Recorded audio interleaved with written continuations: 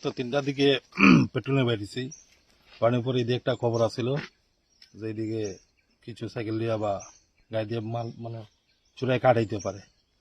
তারপর আমরা হঠাৎ করে এখানে কিছু এম্পুর বুঝি, এখান থেকে প্রায় 1 কিলোমিটার আগে বুঝছি, প্রায় 1.5 ঘন্টার সময় বুঝছি।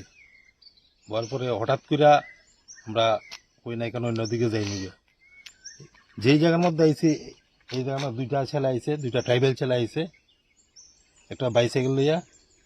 এই বাইসাইকেলের মধ্যে মানে আমরা কিছু চিরানো কাঠ আছে, আর সাথে একটা অন্য একটা ছেলে ছিল, তার কাছে রাইফেলটা ছিল। হ্যাঁ, যে আমরা দেখছি সোজা এদিকে সাইকেল থেকে রাখছে, বন্দুকটা এইদিকে এই এই জঙ্গলটা আমাদের রাখছে।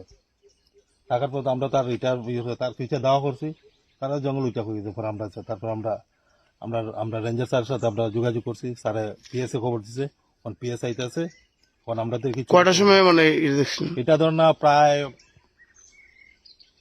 5:30-35 হইব। কোন জায়গাটা? এটা হইল ব্রহ্মচরা বালুচরা।